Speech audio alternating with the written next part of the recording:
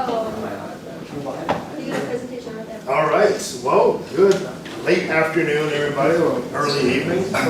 Hello, YouTube, First Generation Commerce YouTube channel. I, of course, am Derek Jackson. I oversee First Generation Student Programs, Nebula Scholars Program out of the Office of Undergraduate Education. Welcome to Strategize Your Summer. This is going to be a sort of like a professional networking opportunity for students here who are here in person and watching us live. What we're going to do today is we're going to have my partners here with Capital One Bank as well as some panelists here. And we're going to talk about how to best start building that financial future. I had a summer job during my time in undergrad. I may have made some questionable money decisions, but I've grown since then. We've grown. I do have a savings account now. But that's important, right? Because if you have a paid internship or if you are in any type of job, you want to start building some good habits now so that those will pay off in the future, pun intended. After that, we'll move into our panel where we have some guests here. We'll ask some pre-prepared questions, but I also would like to open it up to the audience on YouTube as well as the folks here to ask some of the questions of their own. And then, with the remaining time that we have, we'll open it up for some informal networking. I always say that for these events, I emailed close to 5,000 students, right? So the folks who pulled up today, like well, the sun's out now, but through the weather and the people tuning in now, you all are the ones who are making the effort to be here today, and that's commendable. So without further ado, I'm going to pass it over to our guest here from Capital One Bank. Thank you so much for joining us, and I'll be right over there. Okay. So thank you. I just want to say thank you to Derek and to UTD for having us here today, and we're excited to talk to you guys about the steps you can take to build a solid financial future. So it wasn't, well, it may have been quite a while ago that I was in college, but one of the things that brought me here today is that when I started school, we didn't have a program like this. They didn't teach us about budgeting in high school or anything like that. And one of the first things that happened to me when I got to a college campus is I had credit card companies handing me free money, basically, which can be a good and a bad thing because there is a very positive way to use credit. I work for a credit card company, and one of the things that we really stress is the importance of building solid financial knowledge and things you can do to prepare for, buying a car, starting a family, getting a home. Eventually we're all going to want to retire and live out the rest of our lives in a happy place. So again, thank you guys for coming today. And this is meant to be interactive. So if you have any questions, certainly just raise your hand or just speak out or just let us know. So I'm not sure if we're basing the presentation here off the Khan Academy. Has everybody seen that? Have you had a chance to look at that? Okay. So they talk in the Khan Academy curriculum about the foundations of building a budget and preparing for savings. Some rules for reducing expenses and things like that, and principles for saving life. They talk about the 50-30-20 rule, so we'll get into a little bit of that today. Anybody want to take a stab at what a budget is? Anybody have any guesses on what they think a budget? Define a budget. Can anybody define a budget for me? You allot a portion of your money, not all of your money, to be used for a specific purpose, and you can't go over that allotted money you set aside for.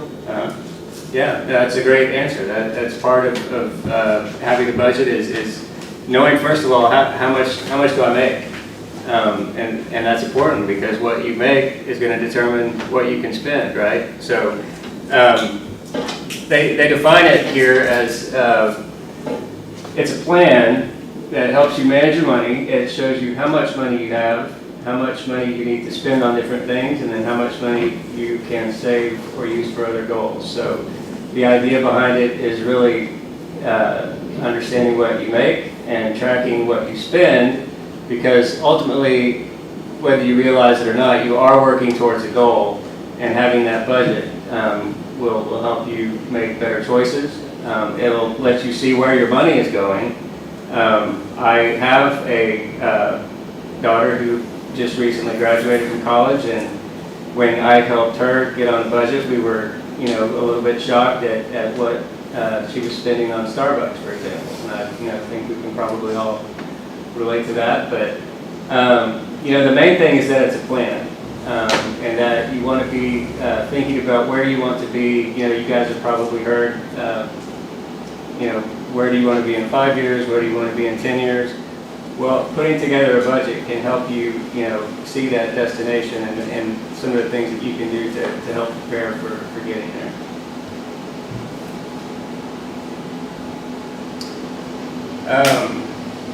So what are two ways you can build a budget? So they give the examples in the course. There are lots of tools that can help you do that.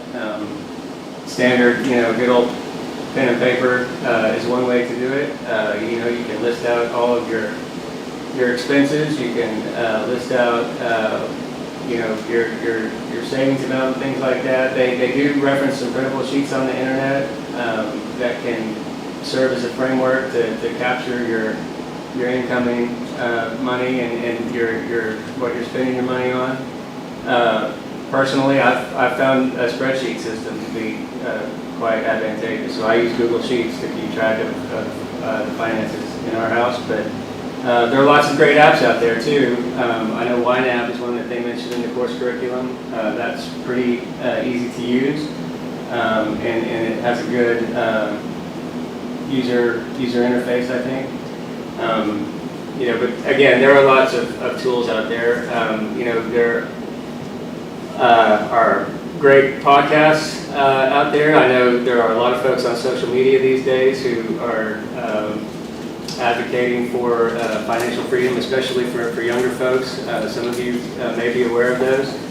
A lot of great resources out there to help with that. So when we talk about the 50-30-20 rule,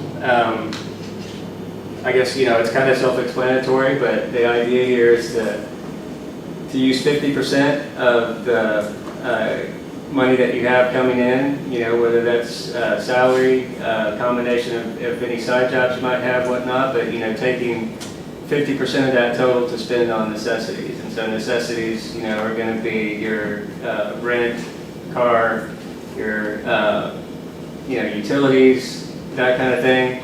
And then 30% for discretionary. So, we all, need, clothes. It's good to go out and eat and have fun from time to time. Those things you do to just enjoy. And then 20% to savings. And, that's really the key, is that you definitely want to be putting away some money for savings. I know in the curriculum they talk about having 3 to 6 months of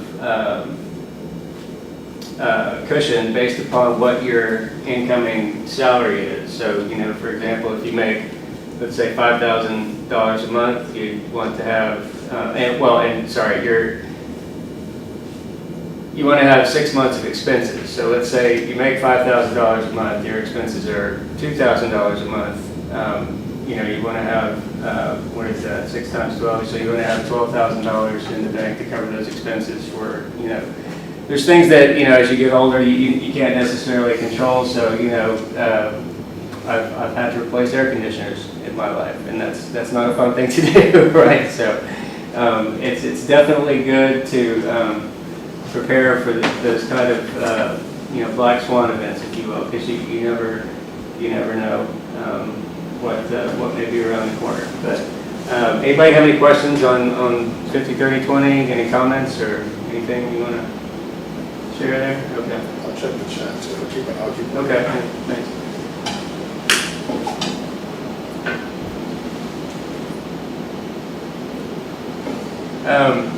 So this, I guess, just kind of highlights what we've been talking about again. So,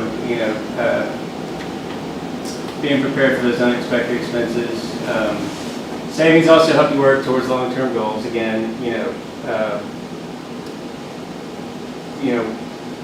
want to take a vacation. You'll want to prepare for retirement.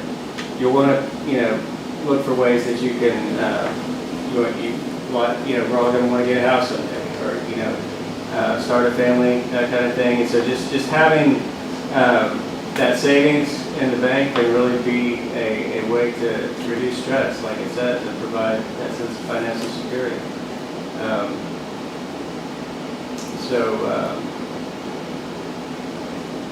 Yeah, again, any questions? Any comments?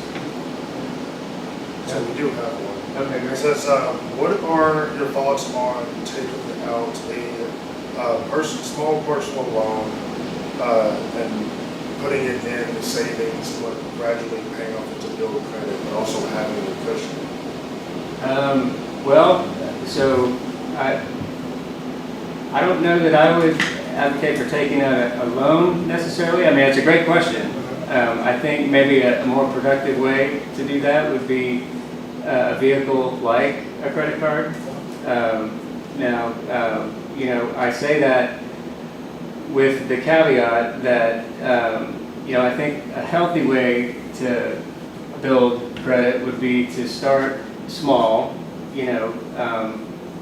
and be in a position where you can pay that bill off every month. I think what you want to avoid with any kind of short-term loan is you're typically going to pay interest, which can range anywhere from, I will say up to, 20, 25%, 29%, which if you do the math on that, and you're just paying minimum payments, it can really add up. And it's not, it's not good in the long run. So, I do think, though, that if you're willing to make the commitment to incrementally, spend a little bit of money on a credit card, pay it off every month, it's a great way to build your credit score. I will say that, and that can be helpful. Yeah. Okay, well, I'm going to turn it over to my colleague Sandeep, and thank you very much. Thank you, Sheikh. Great information so far. I wanted to touch upon the question that got asked. Personal loans, if you think about that, they are unsecured loans. And unsecured loans by nature, there's no collateral, there are high cost to that. Either there's a processing fee or the interest rate on those loans are pretty high. And if you're taking such a loan, you're pretty much giving free money to somebody to have that money with you, a small amount. So I'd advocate taking a small amount credit card and making sure you're paying that off versus taking a personal loan, because that can have a pretty high cost. With that, let's continue on and talk about expenses. How can you lower your expenses? So when you have certain budget and you have certain income and you're trying to follow 50, 30, and 20% rule, you don't necessarily have to stick with the 50, 30, and 20 percentage, but treat that like a ballpark. The more you save, the better it is for you. And think about saving your income post-tax, because there's a certain portion of your income that goes to government. One way to make more money is by not spending it or saving more and more of it and reducing your expenses. Any thoughts or ideas how could one lower their expenses before we look at the answers? Anyone? Different? I guess if your parents are okay with it living with them for a little bit, like maybe just paying them a small amount of rent compared to like an apartment that requires you a lot more. Okay, that's a very good one. Yeah. For individual, accommodation is pretty high when it comes to expenses, and saving on that can result into quite a bit of savings. So that's a very good one. You could also negotiate your bills, and you have certain necessities such as you will pay for your bills, electricity bills, phone bills, internet bills, and various different things that you just cannot avoid. But while paying for them, you could negotiate. And how you could negotiate is by doing your research. What are the providers for Mac phone? What are the internet providers? And you could actually give them a call and ask for a deal, like the president says, make a deal. It's not such an uncommon thing to do. While you are in such kind of conversation, you call the provider and you're looking for a better price. Be patient with them.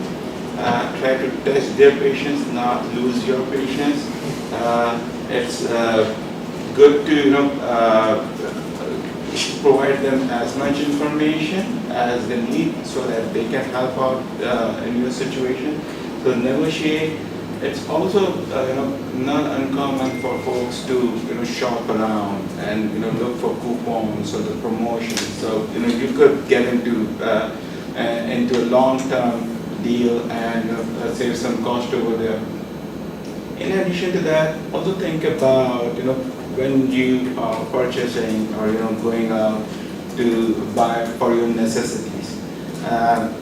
Can you make use of the unit cost? So let's say you've gone out and you're trying to buy a bottle of shampoo and it's a 16-ounce bottle, right, for $4, let's say. Could you buy, let's say, a bigger bottle, which is, let's say 50% more in terms of size and only 25% more in terms of cost, right? So but your per unit cost comes down and this bottle would, of course, last longer. So you could potentially get a better deal and save some cost over there in terms of expenses.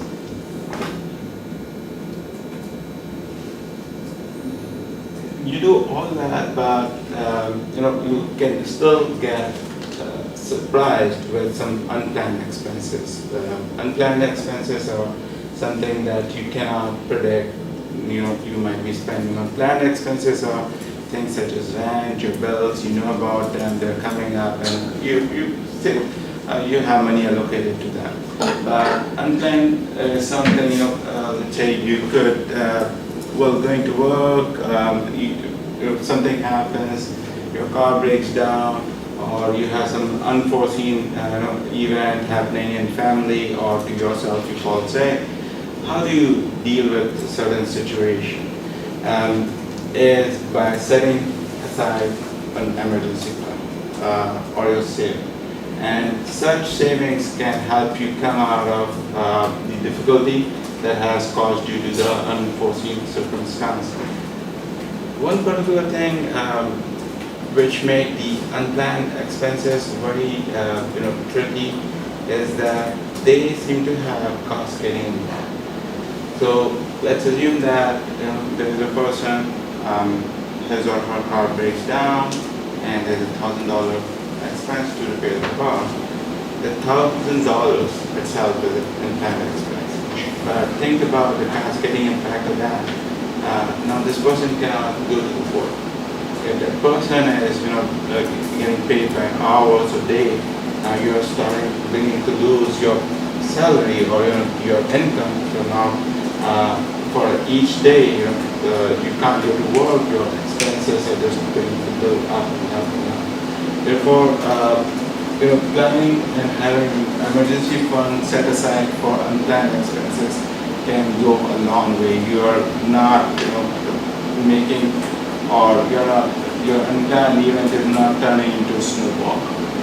And just to point out, we had a comment in the chat where someone said that they have an emergency fund that said it's only $50, but it's something. That's fair. And then somebody said they have like an emergency fund for $20, so hey, it's something else.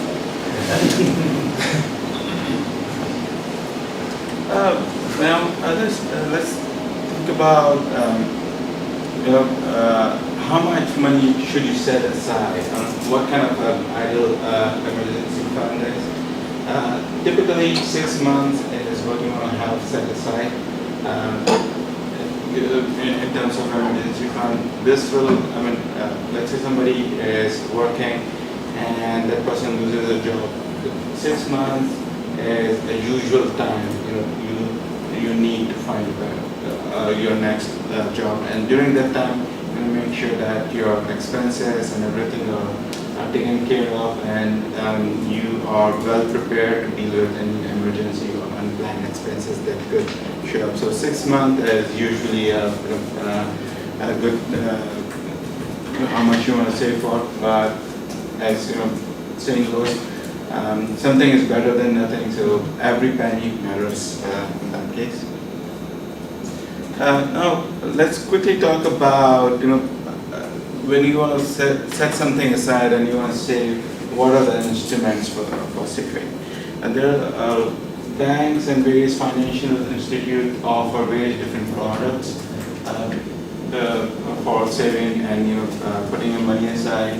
Additional saving accounts are where you may receive some interest. So if you put aside some money and you would receive some interest, then that could be another help in terms of building your emergency fund.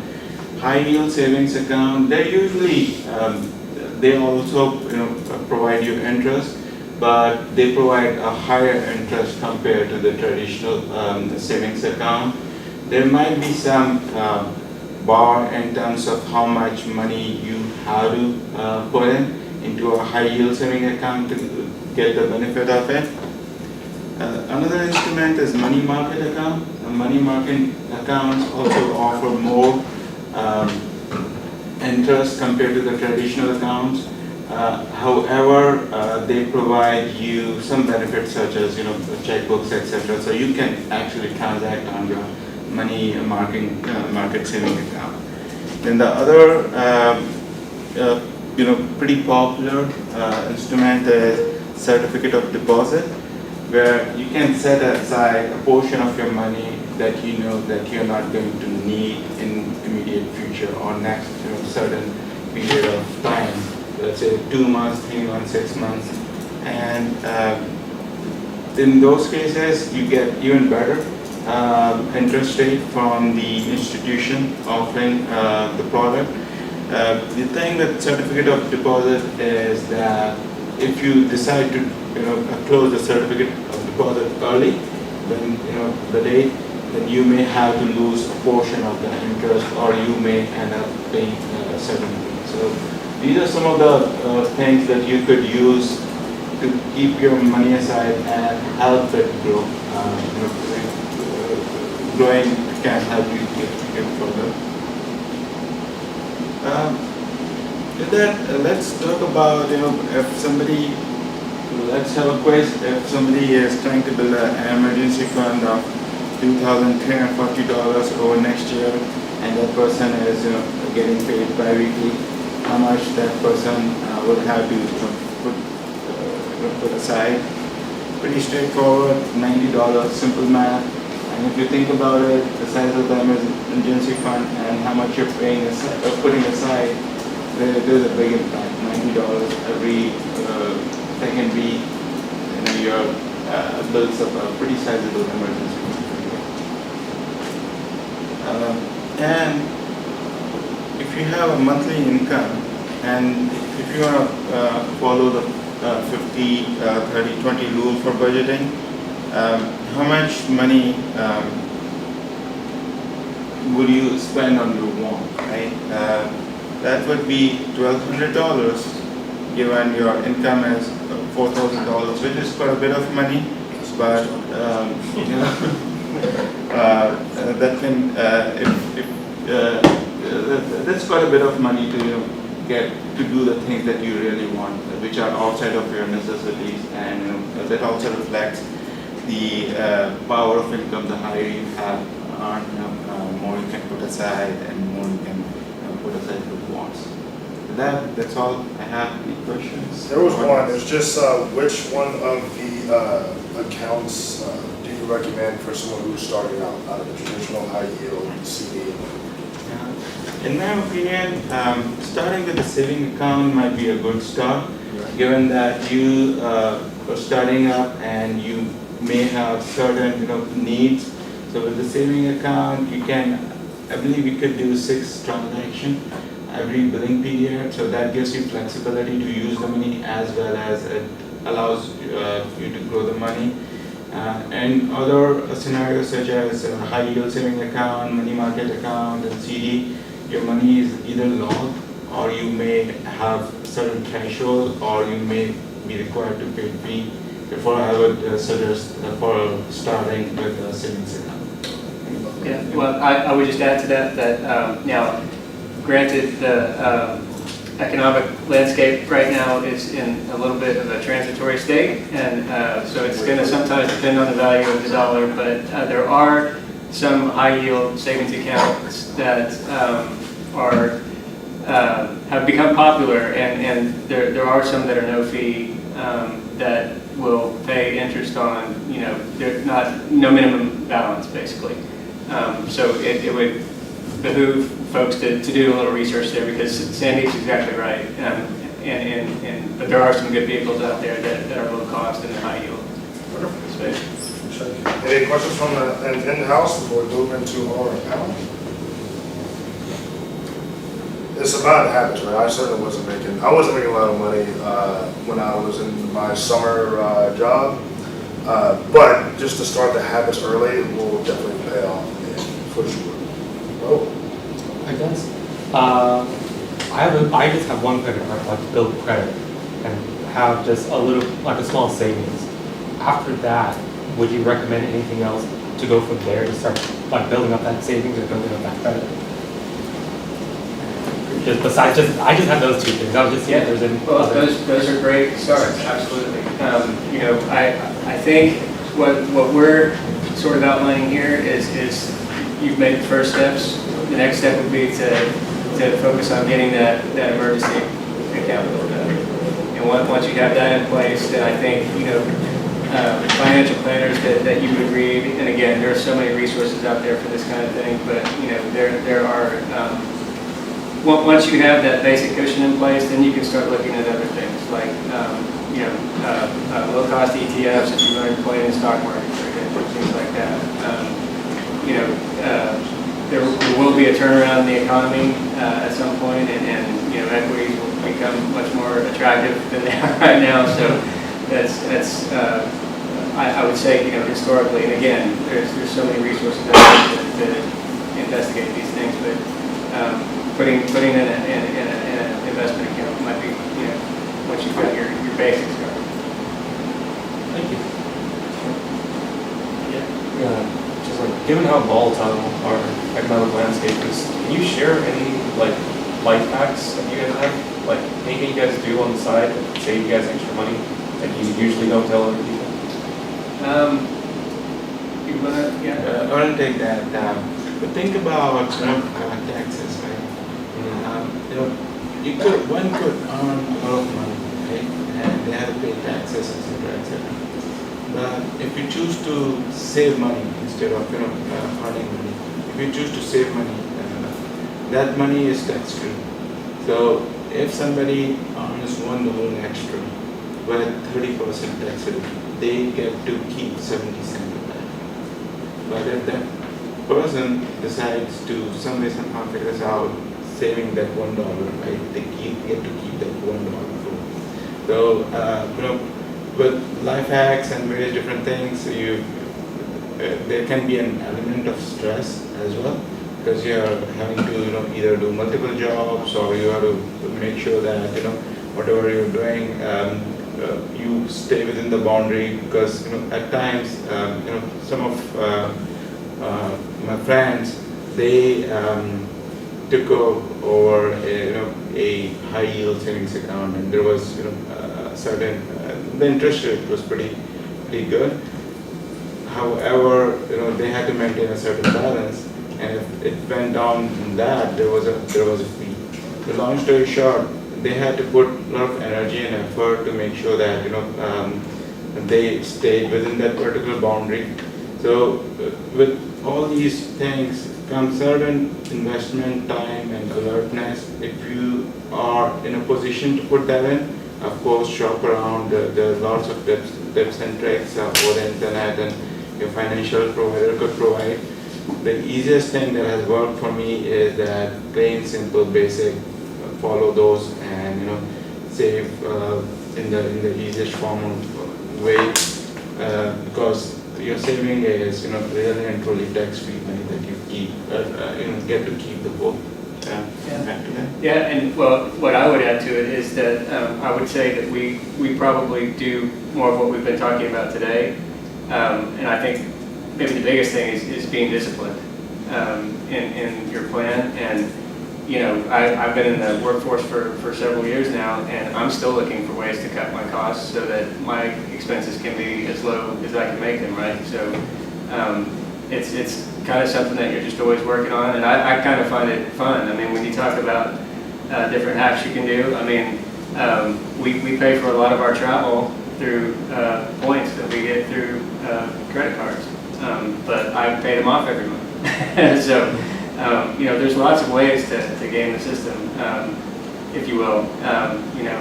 There's tax deductions that you can take advantage of depending on, how much you want to give charitably or, things like that. So there are a couple of resources I can recommend. I don't know if are we allowed to do that. Of course. There's one book that I found particularly worthwhile. It's called I Will Teach You to Be Rich. It was written by a younger fellow a few years ago, but I mean, it's very easy to read, and he covers kind of all the high points, and he comes from the mindset of a person who has recently entered the workforce, and I think it's a quick read, and it touches on a lot of the things we've been talking about. Does your company also offer any like incentives or bonuses that you would find favorable in like retirement arrangement? I'm not sure. We do get, certain, we call it retirement savings account, which is 401k, which is pretty, I think, standard across, and, there's a match, which, varies from employer to employer. For capital, it's pretty nice. I think it's on the higher end of the industry, so I think that's one thing. Yeah, and I may have misunderstood your question. There's a very, it's a great 401k match that they have. I just wanted to ask, but like, what happens to your 401k? Let's say you leave the company. Does that just stay there and you can claim it back at any time with a tax deduction, or does it come with you? There are options when you get to that point.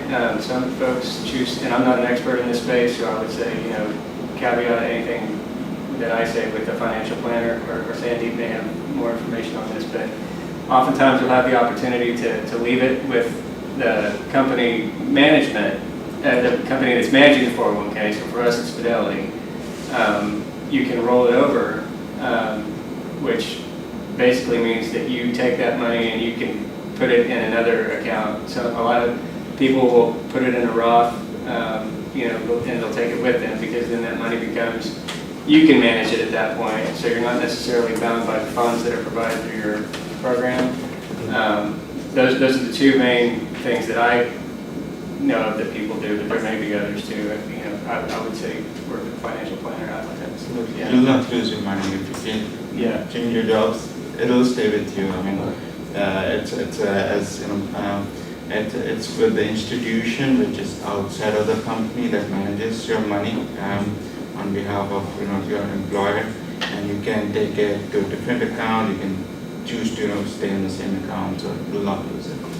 Yeah, and he made a really good point that I would recommend to anybody, because I know a lot of companies do provide 401ks, but while it may seem, when you're starting out, it may seem like a bit of a sacrifice, but if your company doesn't match, I would say max that out for everything that it's worth, because it's essentially free money that they're giving you. What's the company's incentive to match your 401k? Is it just like a bonus for you to stay, or is there like some incentive on the tax bonus every year? Like, I don't know that there's a tax benefit per se, other than maybe being a retention. I don't know. Yeah. And I mean, I think there was a time where folks used to get their pensions right after retirement. Right. This 401k kind of became the replacement for those pensions. So we don't get pensions anymore, you work and company help you plan for your retirement as an incentive, and that takes care of you during your retirement. Yeah, I would say, just to tack on to that, they do get some type of tax deduction for their contributions for you.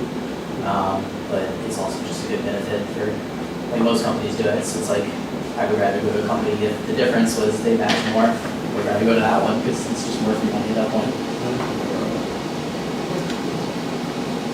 Thank you so much, I appreciate it. Thank you. Great advice. Right now, we can transition into our panel. This thing's going to be okay. So, we'll just go ahead and get your way up. We'll bring some chairs up too. I've got some pre-prepared questions, and then after that, we can move into you all's questions.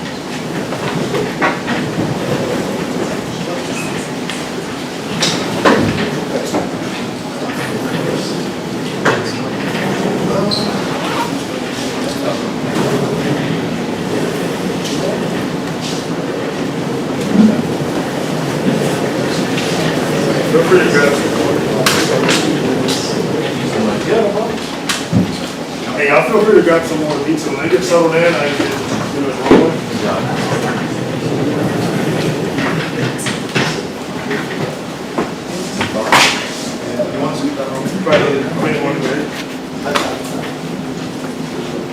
Here's the base on major.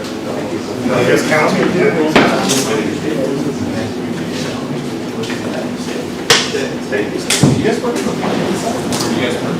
We are all software.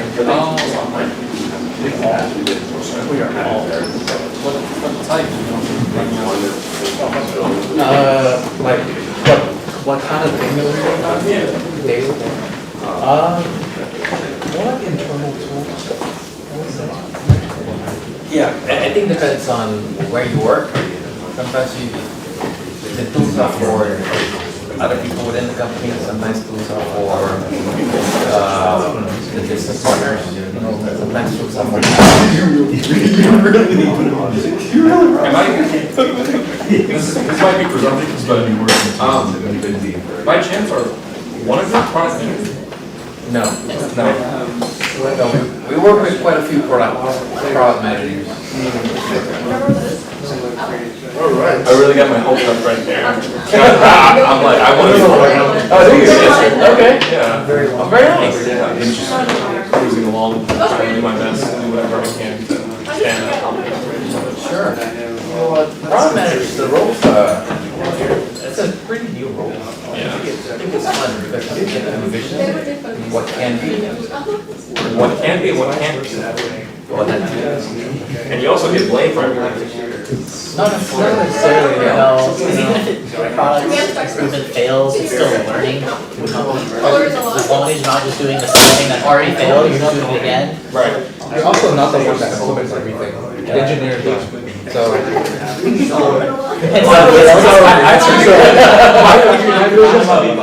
I got you. I mean, I figure it could be like a fallback, you know? Engineering can point your finger somewhere, design can point your finger somewhere. Like, it makes sense. I feel like that's the same in any professional industry. You'll have people who come up with solutions and come up with a vision. The hard part's making it work, and everybody ends up with an unhappy compromise. Yeah. We'll go ahead and get started. So I've got, like I said, I've got some pre-prepared questions, and then we'll move into just an open Q&A. The first thing I want to do though is that we'll just start at the end there with Eric, and then we'll work our way back over here, and then we can just introduce ourselves. If you're a UT Dallas grad, let us know when you graduated, who you are, what you do, and yeah, we'll take it from there. Okay, well, good afternoon, everybody. Good evening. My name is Eric Jackson. That might sound a little bit familiar. I don't know, because, yeah, we're related. So that's my brother, Derek. Hopefully you know him. Maybe you just showed up, I don't know. But I did graduate from UT Dallas, and I'll just say I defy age, right? But I graduated in 2015, so there's been some time that's passed, right? There's been some time that's passed, but yeah, a little bit of time. But yeah, so I went to School of Management. Back then it was known as the School of Management. So again, there's been some time that's passed since then, but now I currently work at Ally Financial. I don't know if anybody's ever heard of Ally. Purple, they sponsor a few different sports leagues. So I work at Ally. Our office is in Plano, over by Legacy Circle. We also have an office in Louisville and Texas. We have a few different offices around the country. And specifically what I do is I do data analytics there, so I produce reporting using Access. I say it like that because I don't really like that. But Power BI, Excel as well, so I do a lot of that, but also have some experience in commercial lending is what we call it. So working with car dealerships, it's one of our biggest products there. But Ally also does checking and savings accounts as well. So that's where I work. I've been there for about 6 years. Prior to that, I was doing some other things, but yeah, so won't go on any further. I can continue to talk. I mean, should I continue to talk? Or? Well, we'll keep going. Okay. All right, well, good afternoon, good evening, everyone. My name is Lokesh Nagamini. I'm a first-year internal medicine resident over at Presby Dallas. I graduated fall 2018, was a biology major, went to Texas Tech El Paso for med school, and then I came back home for residency. Hi, my name is Ken Hum, and I did not graduate from UTD, but my daughter did last May. Oh, congratulations. Yeah, and so she graduated last May, but I graduated with a university not too far from here, which is UT Arlington. And that's where my son's going also for computer science. But where I work at Capital One. I'm the Director of Engineering, primarily focused on marketing. And I'll hand it over to Cole. Hello everyone, my name is Kwan. I'm also working at Capital One. Actually, I work under Ken here on one of his team. I'm a software engineer, more generally on the back-end roles when it comes to engineering. But yeah, thank you. Pass it on to The wrap is up here. My name is James Dunlap. I graduated from UT Dallas 2019 spring, and I've been at Capital One ever since. I am a tech lead working as part of the dealer space, like the financial services for auto loans and such, under Capital One, mainly trying to modernize how we onboard dealerships into the Capital One ecosystem so that we can give them loans and work with their customers. Well, so I have some questions here, and then because we have a variety of people here in the chat room, a variety of different disciplines here. So, Lokesh, you can answer the questions in the context of someone who is pre-med wanting to go either into the medical field or some directly into med school, what have you. So the first question is, so what are some practical skills that you will recommend to students that they develop over the summer to kind of bolster their career readiness? We can actually start there. Yeah, so I think one of the biggest things is you're going to do a lot of speaking when you join the workforce, right? So speaking to your manager, speaking to your teammates, some things you can do to practice that. You could go out to eat with somebody, right? There are a lot of different ways to do it, but the workplace is a pretty inherently social place, right? So a lot of people like to say that you won't necessarily get a promotion because of the work that you're doing. It'll be because of some of the relationships that you have, right? So part of that is coming to events like this, of course, if there are events that are offered during the summer, doing that. But another thing that really you can't beat is real world experience, right? Me and Derek actually worked at a water park during the summers when we were enrolled here at UTD. So customer service job, right? That's one of the best things that you can do to get more communication skills, or you can do. And I'm going to shout out David here. David is an intern coming into Ally over starting here in a few weeks. So an internship, that's a great way to go about it as well. Just some ways to network, I would say, is probably your biggest bet. I can answer that from a pre-med standpoint. I think networking is going to be really important as well. Real world experience is really important, clinical experience. So hospitals are very different beasts from most major workspaces, and knowing the ins and outs of a hospital system, it varies from hospital to hospital, but even knowing like general terminology that's used, how does the workflow occur in different spaces is really, really important for anybody who wants to go into any facet of healthcare, not just medicine. And I think that's probably one of the most productive uses for a summer. It counts in medical school applications and in PA and nursing applications. Clinical experience counts for a lot. And it also makes for a very good speaking point when you're interviewing with someone, not just for entrance to that professional school, but even later on if you've had a very profound experience, because it shapes you and it changes you a lot. Each and every experience you have can potentially stick with you. So yeah, I would echo that. In addition, I'd say for pre-meds in particular, research would be a good thing to do over the summer. You can find paid you can find paid research assistant jobs if you're lucky sometimes. I know funding's been a bit of an issue recently, but if you can, that'd be great. If not, unpaid research can also be a really good source of experience. It can be very time consuming, but that's just how it is sometimes. And finally, I'd say volunteering, if nothing else, then doing something that you find meaningful and that contributes and that you enjoy is also a very good speaking point. It doesn't necessarily have to be medically related, but having something that you can really talk about and connect back to applicable skills in the field. There's a ton of them. Is very good to do as well. I can probably speak from primarily, I think, as you're graduating and going to the workforce, I think there are a number of things. I think you guys have covered, excellent points about networking and those kinds of things and building relationships. I would also say, on the other side of things, start with the end in mind, right? If you're going into a company, find out what role that you're going into. Maybe find somebody that's there and try to understand what is it like. What are those skills? What are those things that will make you successful? And then work backwards from there, right? In the engineering space, it could be learning about cloud. It could be learning about analytics, right? It could be learning about machine learning. It could be learning about how to code in Python. So there are quite a number of things that you can learn. I will say start with the end and then work backwards from that. But I'll also say you guys have gone through a number of years studying. I would say just take care of yourself too, right? Enjoy, have some balance, rest, it's well deserved. Yeah, 100% agree with all that stuff so far. Actually, I graduated as a bio major, transition into a career in engineering.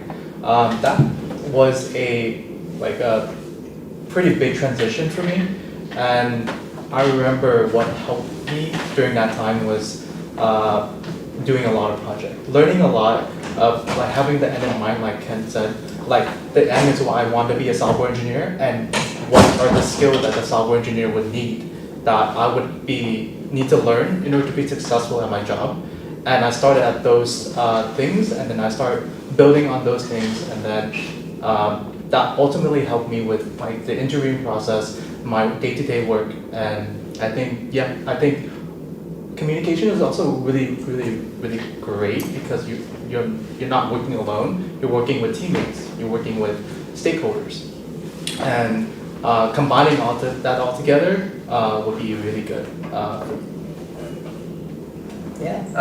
Not to just reiterate what they said, I'm just gonna ask y'all a question instead. What major is everyone here? Software engineering. Software engineering. Mechanical engineering. Cool. Economics. Economics. Business analytics.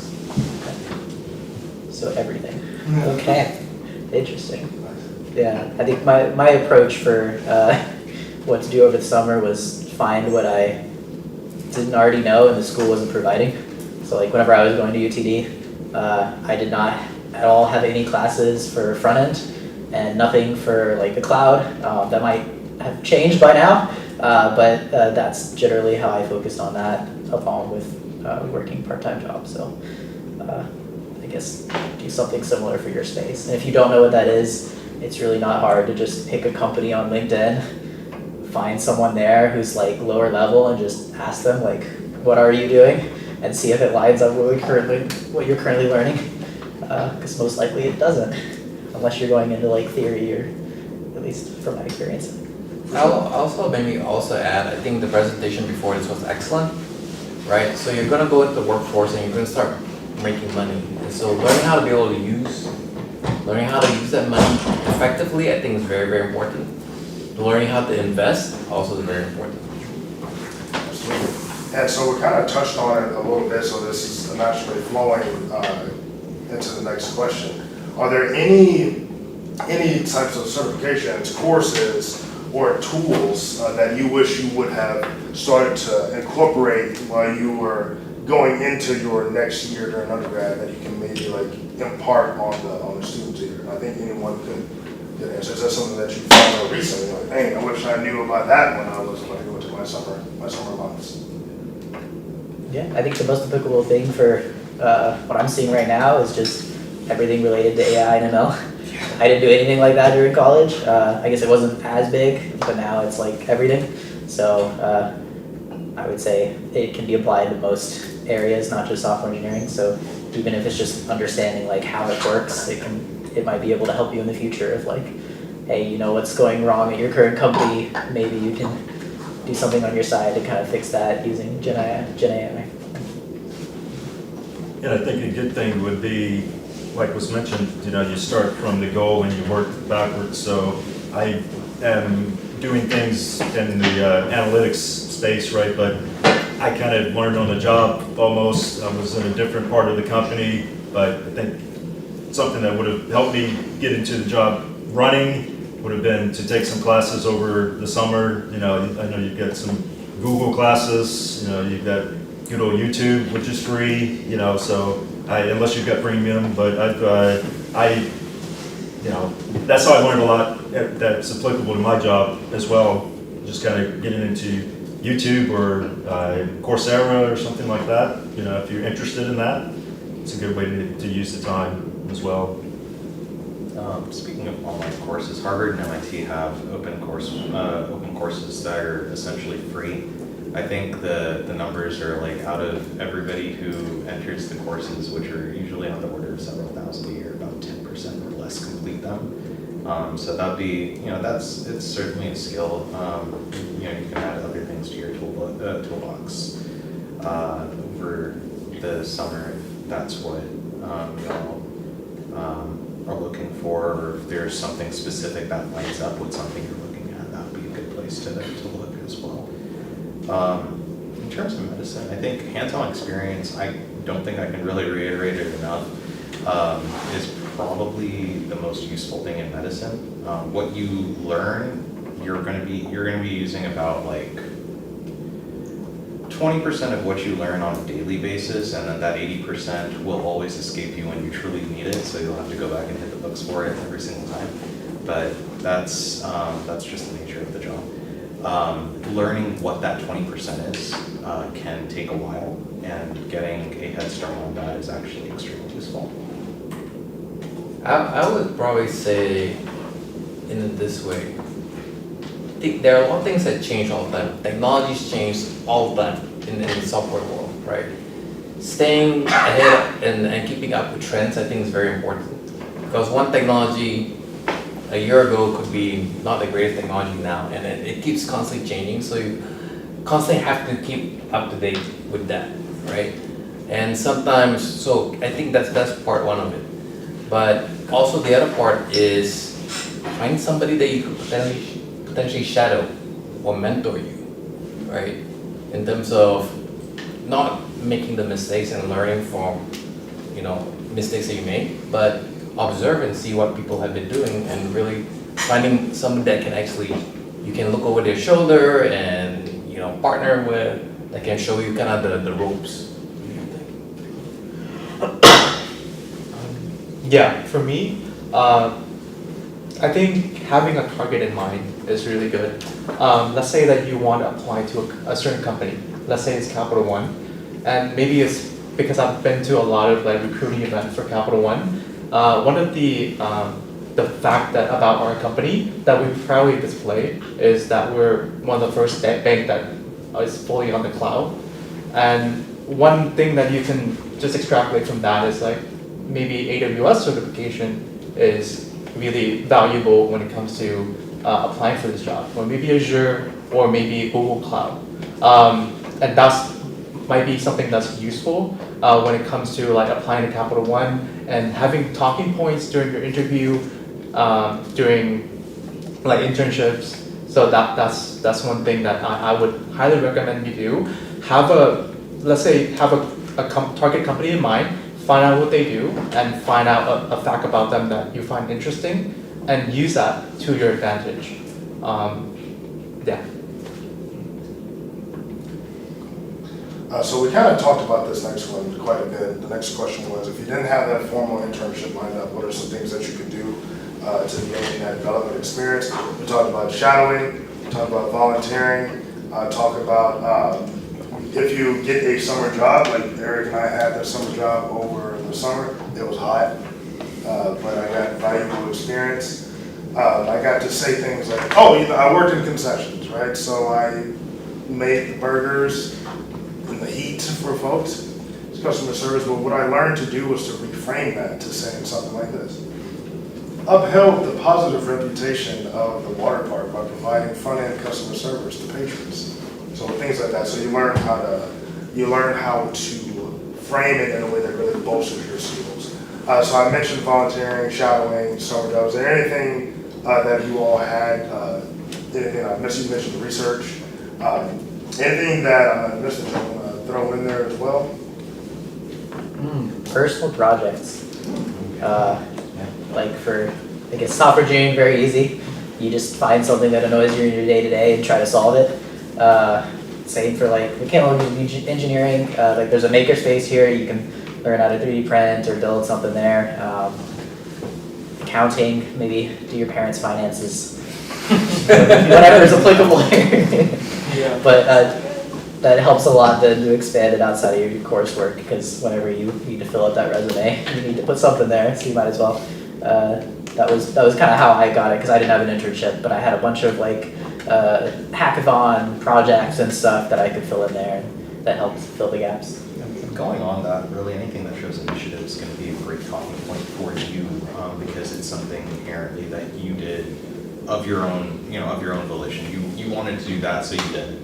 And that will show when you're talking with someone about it, and that's something that most employers in all fields, regardless of what you're going into, want to see. So that's, any sort of personal project, whether it be related to what you want to go into or not, if you can do something, and then, of course, you can always reframe it or spin it in a way where it helps you achieve what you want to do, right?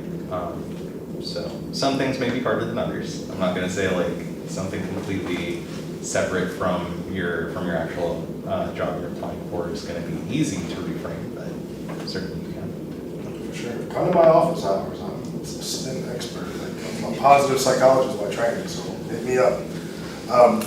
So I have just a handful more questions before we open it up. The next one, is there anything in any emerging roles or fields in your companies or in the field of medicine that students can start to prepare for in advance, because they're in a very advantageous position to be able to start learning about that?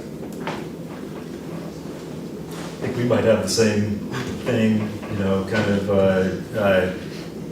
we focus in my company on forecasting, like data science types of deals. So that's kind of a more emerging, it's kind of already here, but it's also still emerging, right? People's trends when they buy cars, or when crazy things happen from, DC or something like that. I won't get too far into that, but things like how that affects behavior, things of that nature. If you can predict what's going to happen, or reliably predict, have a model or something like this, kind of goes into the AI and the ML type of scenario. But that's something that tech companies, fintech companies like Capital One or Ally, looking at as well, ways to not lose money so things of that nature, I would say, if you can help solve that, then be on a good track there.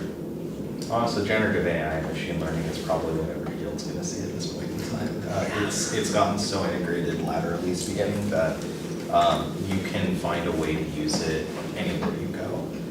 And even just having literacy in it, because there are a lot of people, especially if you're going into the hard sciences, if you're going PhD track, research track, or if you're going the medical track, professional health, any one of those fields, you have a lot of people who know that field and maybe don't have a whole lot of laterality around it. So having a skill that offers you that leverages you a much better position against whoever you're competing with for certain positions long term. In terms of new things in medicine outside of Gen AI and machine learning, lots of stuff. I mean, there's lots of new stuff everywhere in medicine at this point. Transplant, cancer, of course, are always going to be very, very hot topics. Until they are completely solved, which they will never be, we will always be searching for new, more safe and effective ways to solve those issues. They will continue to be good problems for students, anybody who wants to take their crack at it to solve. And in addition to that, I'd say there's new, I wouldn't say necessarily new fields in preventive medicine, but certainly if you are good at machine learning, if you're good at using tech models, then preventive medicine, essentially forecasting really, and human behavioral models are a great way to integrate yourself into that space early, because now is kind of that crucial point where we'll probably see a lot of progress being made in the next 5 years or so. Yeah, I think I would agree with that. I think Gen AI, artificial intelligence, is something that you've already mentioned. So I would definitely double down on that. But there are also a lot of other technologies that are out there, like AR, VR, blockchain, autonomous vehicles, things like that, which are, and maybe things like even quantum computing, which are a little bit far out, that you may just just avail yourself and just read up on it and get a little bit more familiar with what people are working on. And then finally, so how would each of you, just really quickly, Lokesh, you mentioned showing initiative. How would each of you sort of evaluate a student coming out of their summer months, regardless of where they're at? Like, what would stand out to you if they came and say, hey, I did insert thing over the summer? Well, I can start. So I'm not going to put David on the spot again, but I'm going to put him on the spot again. One of the things that stood out when we were looking at his resume were some of the things that he's done in his spare time, kind of what we talked about, taking on some of those projects from Coursera or Udemy, whichever one it is. So things like that are things that we're looking at, right? If you've had a job, whether that's, just looking at pigs in a playpen or something, no matter what it is, you've been at we've got people that, were a summer camp counselor or something like that. It's something that's outside of your going to school every day, which is obviously important, right? But that's some of the things that we're looking at, taking that initiative. It doesn't even necessarily have to be related to your degree or your major, but some of the extra stuff like that, being involved in an organization or volunteering, things like that, definitely would stand out. Because everybody's going to school, right? So we all went to school here, but some of those extra steps is what helps you stand out. I'd say in terms of like if I'm evaluating med students or pre-meds, it's a lot of what we already discussed. But again, because everybody knows that, everybody has it, right? So you've got, everybody kind of comes into medicine and everybody has volunteering, shadowing, research, they've sat through the same courses, and anything that gives you some sort of talking point that's a bit more unique, whether that be, and really the reason we do that in healthcare of all places is because we're looking for people who are going to be able to be their own person outside of the job. Because the healthcare industry has some of the highest burnout rates of all professions, and we're looking for people who are going to make it, but are also going to take care of themselves and put themselves in front of the position, so that they're not just going to slave away at the job and lose themselves to the job, because we know that actually leads to worse outcomes and is actually an issue with patient safety in the long run. So whether that be hobbies that where you're aware of your own health, so like one of my best friends is a power lifter, and following that stereotype, he's now an orthopedic surgeon. You've got you have people who cook, who play music. Any of those things help. I have a friend who is really interested in AI. He helps make AI models for radiology now. And so he's going to be going industry side in healthcare. He got his MD, and now he's going to be leveraging that to get a job in the industry. And so you can go a lot of different ways with that degree. But it's really just about what you want to do and how you can spin it at the end of the day, which sounds very overused, but yeah. I just wanted to ask Doc, what did you do specifically prior to med school? Sure. Yeah, like what kind of volunteer, what kind of yeah, absolutely. So I worked at an assisted living center. I actually worked in that place since I was 14. So it was essentially like a long-term old age home where you'd have people who had several medical needs, and it doubled as a skilled nursing facility. So I kind of learned the ins and outs of basic medical terminology there. Helped take care of people. Ran a lot of activities. So there's a big focus. A lot of my focus when I was in a pre-med and then going even into med school was actually in Alzheimer's, dementia, how to prevent it and how to help people with it. So we did a lot of enrichment activities, behavioral modeling, things like that, where you could really help older folks who were essentially not engaging cognitively with their environment to really open up a little bit. Social environments we know have helped. And activities that help stimulate, so puzzles, whether that be like bingo or whether it be like a social gathering or things like that, where you're helping these folks open up a bit, have social support, and also stimulate them cognitively, help and show to help. So that was what I did outside of work in terms of volunteering. It was a fun little side thing that helped. I'm a big foodie, so I also cook a lot. So that was my other little thing. Love making sweets. People love too much. But that's that was the other thing I did. Learned a lot about nutrition that way too, or at least that's how I spent it on vacation. Okay. So you did all this. Like, when did you graduate high school? I graduated. I'm probably not the best model for this one. Yeah. You went to the med school when you were 19, right? Yeah. That's crazy. Yeah. I graduated high school at 14. Sorry, at 16. Sorry. Yeah. Oh. Yeah. That's insane. Yeah. Yeah, I've been told. But would you be down to have anybody that just shadow you? Yeah, I mean, so usually I would honestly shadow, so you could shadow resident physicians. I actually tell med students to do that a lot more, because residency is such a short part of your overall experience that it really doesn't help you gauge, and we've been talking about this all the time, like knowing where you want to land is a really big portion of actually helping you get through residency, because residency is not really representative of the rest of your medical career. So usually I tell pre-meds to actually shadow attendings, or people who actually have had stable careers, been working 10, 15 years. They have an office, they have a setting, they've kind of built their lifestyle. See what their lifestyle is, look at the end product, and let yourself find and figure out what you want to look for. in your end workspace, because that's what you want to frame the skills you learn in residency to match.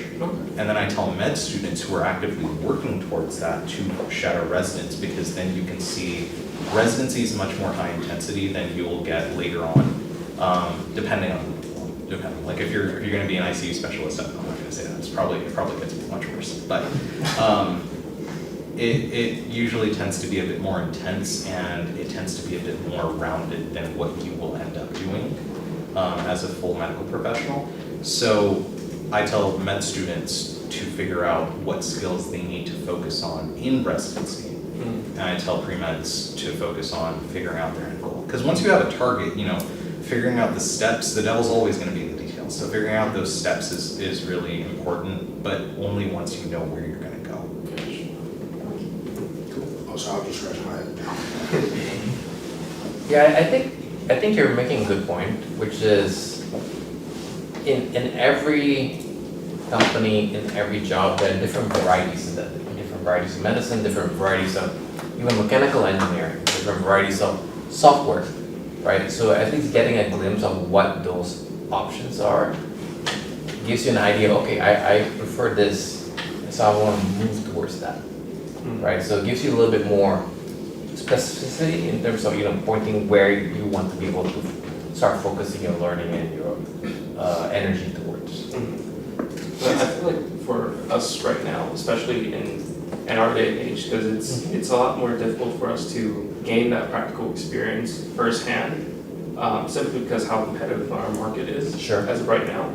So for us, we can't really, I think I'm just speaking on behalf of everybody here, even though it's not entirely up to date on everything, but some of us can't get the experience that we want because we aren't presented with the opportunity to do so. Sure. And how would we go about that if we can't differentiate between what experience we would like and what experience we won't like? I think part of it is, we talk about networking, right? We talk about talking to people. By talking to a lot of people, you get an idea of what they do, right? Different product owners, different doctors, different, computer scientists.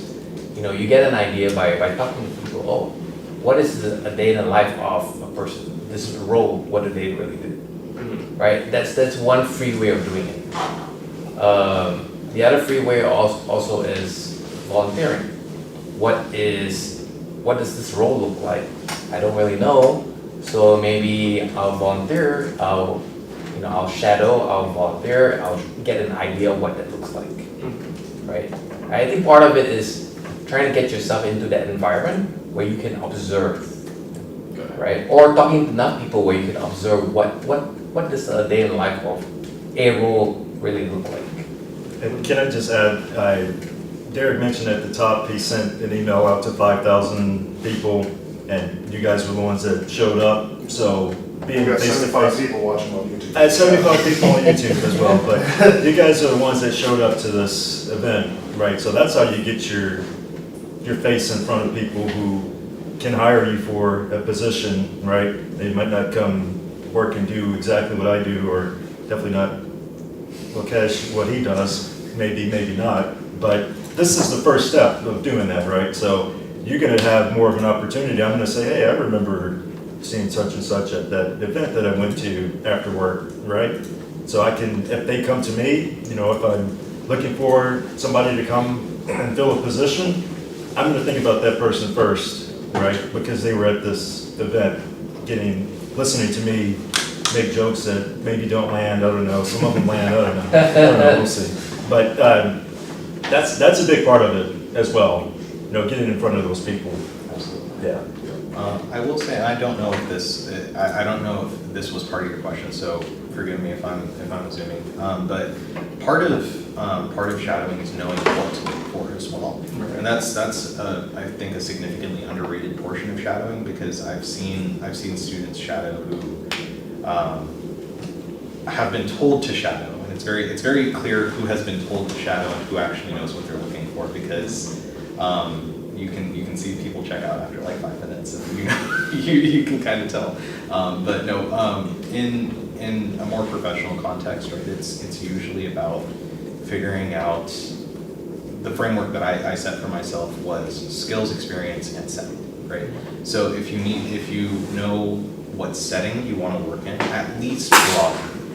So for medicine, a lot of people will come in and we'll ask them, hey, do you have an idea of what you want to do? And they'll say, I have no idea.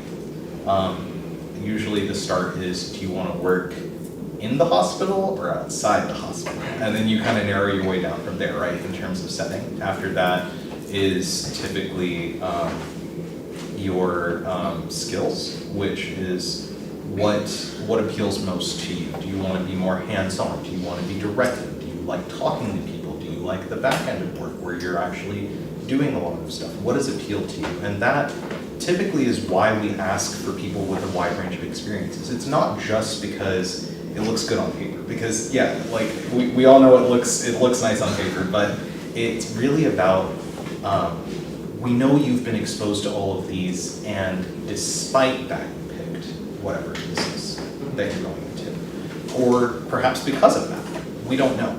Not unless we talk to you. Eric mentioned FaceTime. That's really important. Getting your face out there. There are a lot of doors that people think are closed, and they appear closed, but they're not locked. You don't know that until you knock on that door.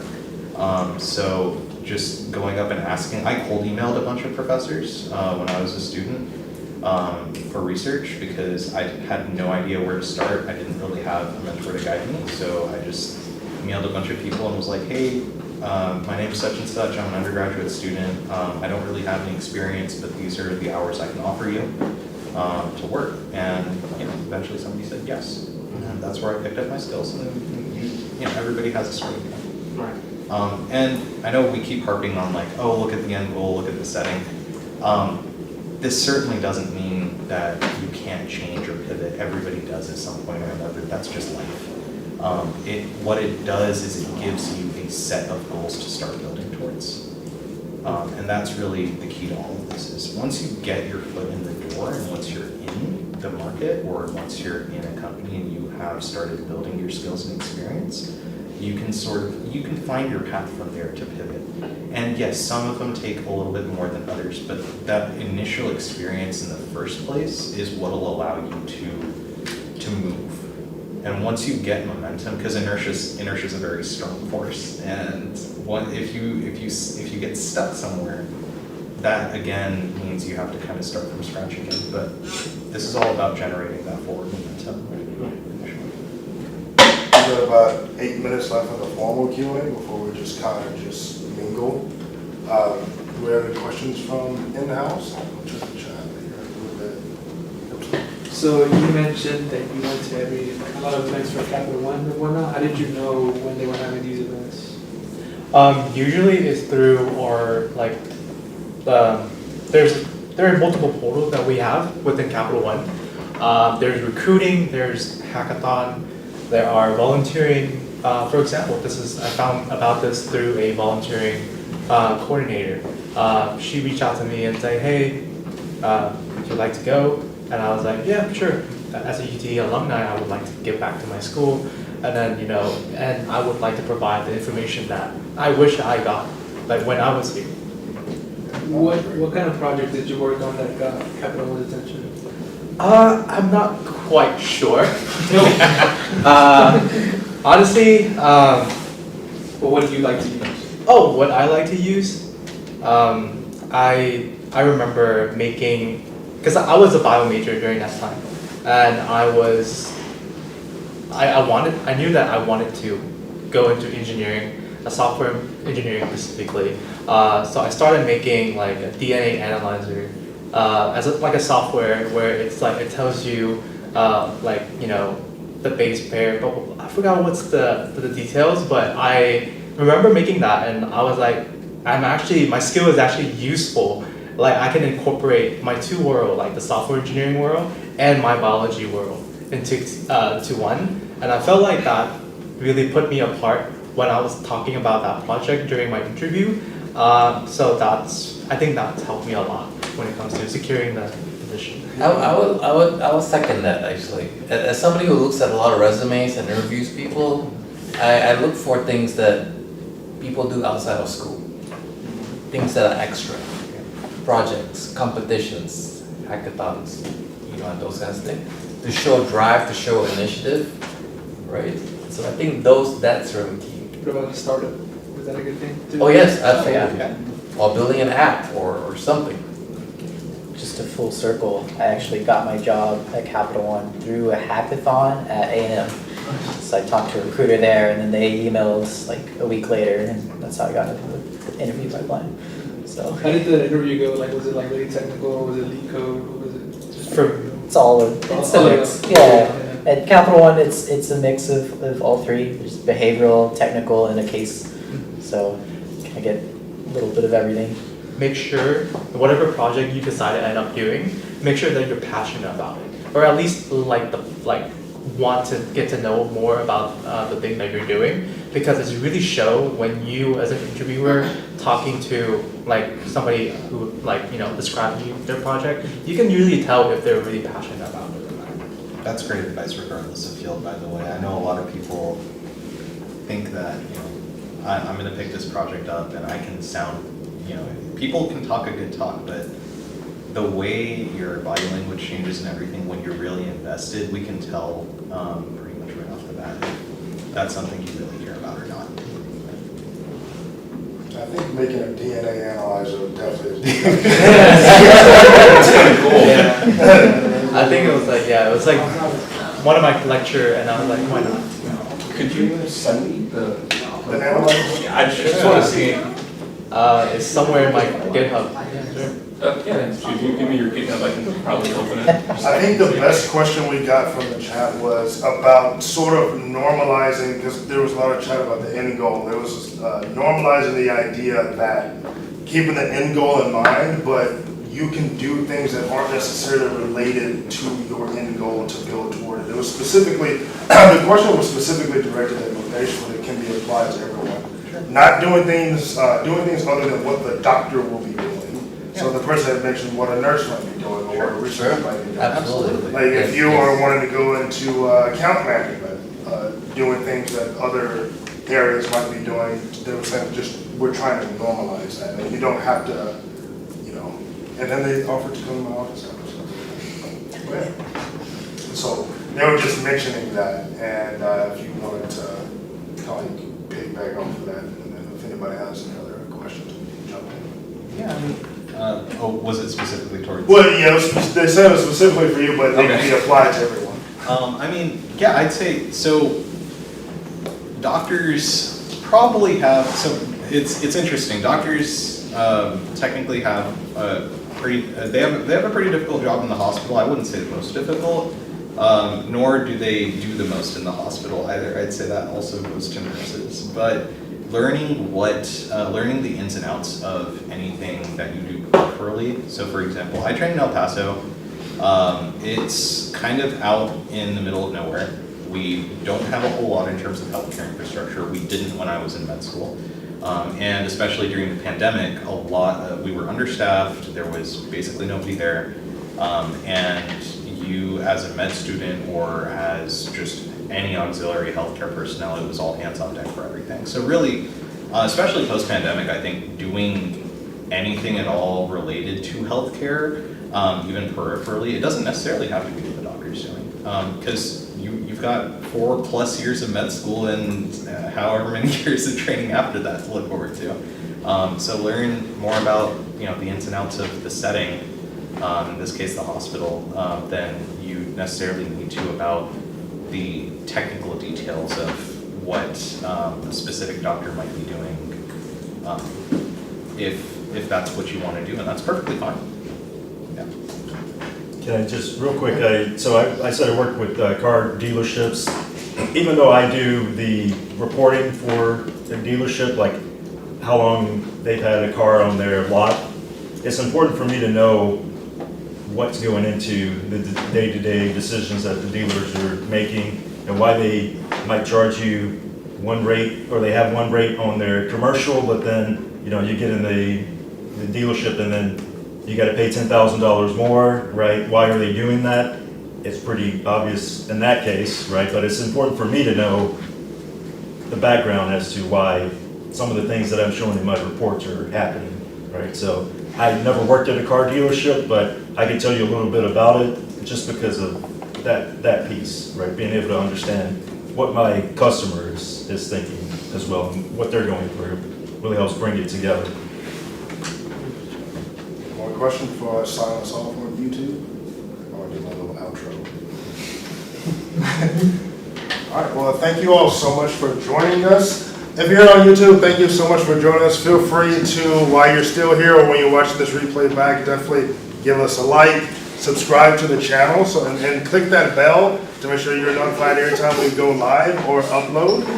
We're on track to increase our subscriber numbers, so definitely do that so we can make sure that you stay in touch. Follow us on Instagram at UT Dallas First Gens, and we will see you next time. Feel free to click the links that will be in the description box if you're watching this back to schedule meetings with us, as well as all of our resources. And be well, stay safe, and we will see y'all at the next live event. Take care.